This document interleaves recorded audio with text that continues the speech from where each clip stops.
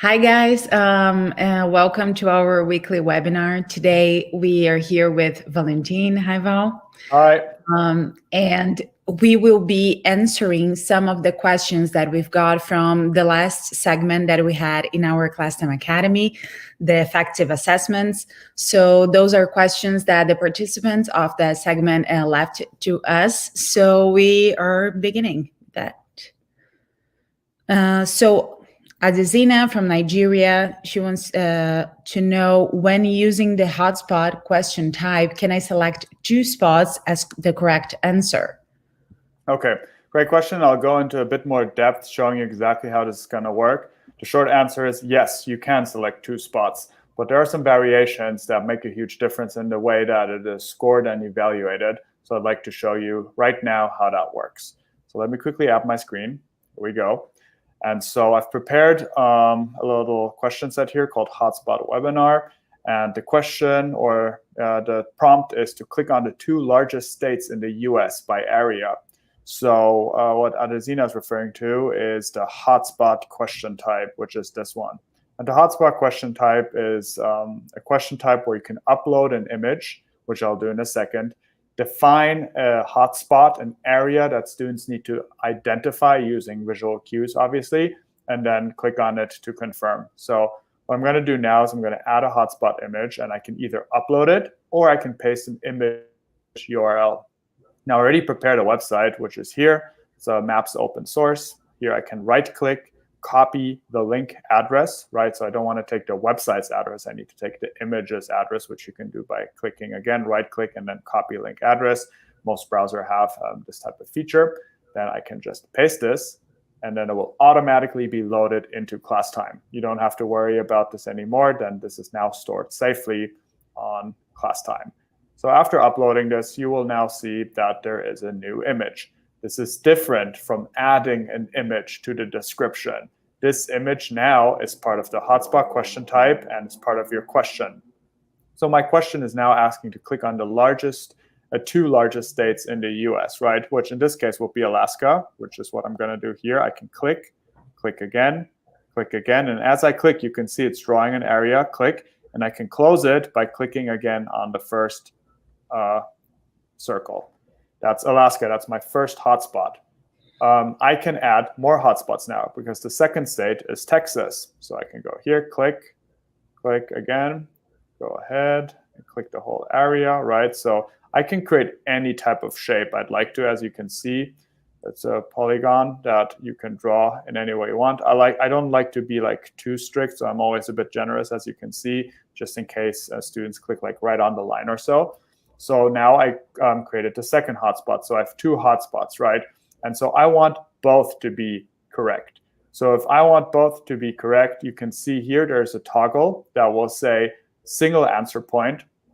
So students will only be able to set 1 point in the image, and it's correct if they find any of those 2 hotspots, right? But this is different in this case. I want them to know all of them. So as you can see now, you can have the students set multiple points in the image, and the answer is only correct if all hotspots have been identified. And that's what I'm going to do now. I'm going to switch this over. Nothing really changes on the interface, as you can see, and now I can save this, and that's done.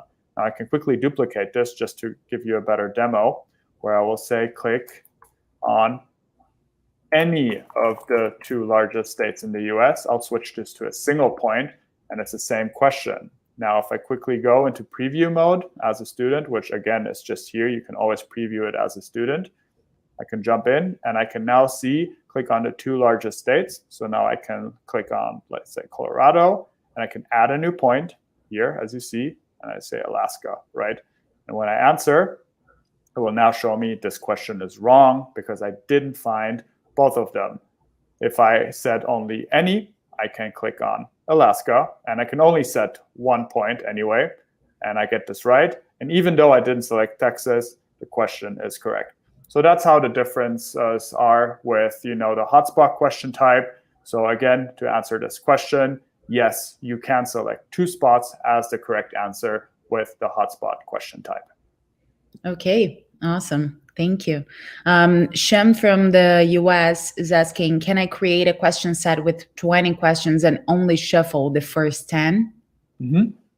So not exactly. So we don't support this perfectly where you can only shuffle, if you have various questions that only the first 10 are shuffled, but there are elements that you can shuffle. So I've prepared 2 more question sets that I found in our public library. So what I'm going to do now is I can go in here and then I can, let's say pick a few, or let's pick a few and let's move them into the one I just created, which was webinar.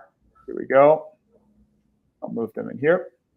So now this has, the 2 questions I just created and also plenty of other ones. And let's say, Sean's question is like, can I only shuffle the first 5? That is not possible. But what you can do is you can either, when you start a new session, shuffle all of them, right? So you can't be selective about which one to shuffle, but you can shuffle all of them. So when I now join as a student, you will remember that the first 2 questions were a hotspot question type. But now the question 1 is not a hotspot question type, right? So it's shuffled, and it's different for every student. Now it's question 3, 4, so that's how it's shuffled, right?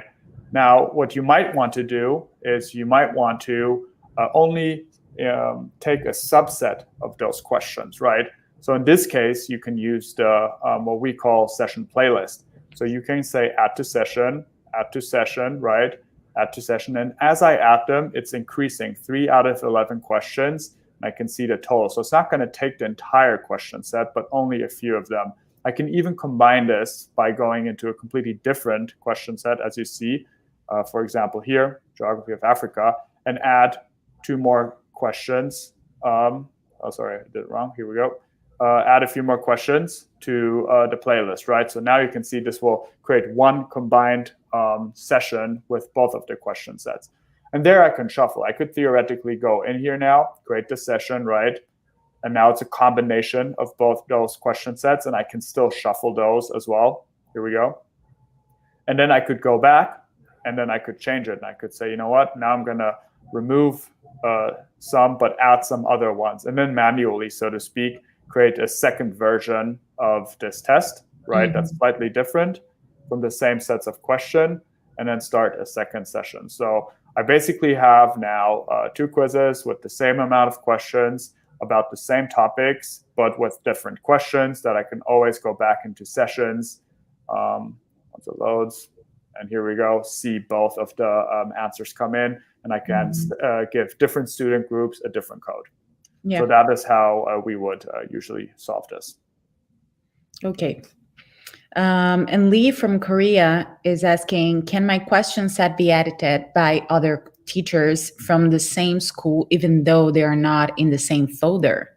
Good question about shared folders. So yes. So as you can see up here, I'm on the schools and institutions license. And if you are, you can share folders, which means that you can collaborate with colleagues on the same content. So this is now my personal one, but I can, you see, now shared with Maria. So she can go into her Classtime account and she can see that folder. She can edit all of the question sets that are in here. So she has full access to it, and that is how you collaborate on a school on the same folder, right? Now, just because I'm on a school institution license doesn't mean that she can access all of my folders. So she cannot see webinar November 24th, which I created for myself. If I wanted to give her access to edit these questions, I would, see that there's no like little icon of a guy. I can now share this. I can go here. I can look for Maria, update this. And now I can see it's a shared folder, right? So now if Maria goes in, she can see this. So in short, no, unless you explicitly give access to one of your school teacher colleagues, they will not be able to edit any of your questions or folders. Okay. And Anna is asking, can my students see their results in the student portal without any email address? So any type of email address.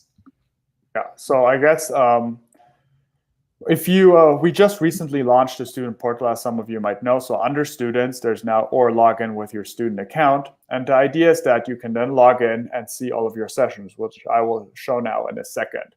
To join, you will need to have a Google account, a Microsoft account, a Clever account, or an email address that will send you a link to log in. So to answer Anna's question, no. Without an email address, students cannot join the student portal. We use the email address to identify students over time.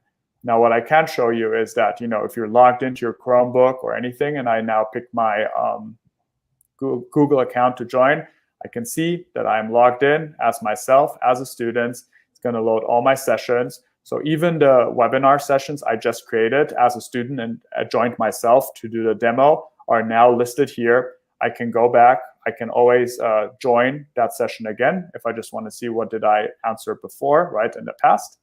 And I can also, if I'm interested, in getting the results for myself, I can also download it as a PDF if you've activated Show All Solutions and the student has also answered all the questions. So now I can generate a PDF of this, which then I can use then to look at my results and the spots that I picked in the answers, right?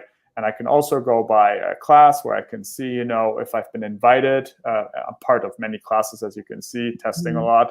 But I can filter my sessions by class invitation. I can always join a session here as well. But you need an email address as a student to be able to go back and see your past performance. Okay. So the short answer is no. Yes. So Colette from Switzerland is asking, can I add more than one audio file to the same question set? Mm-hmm.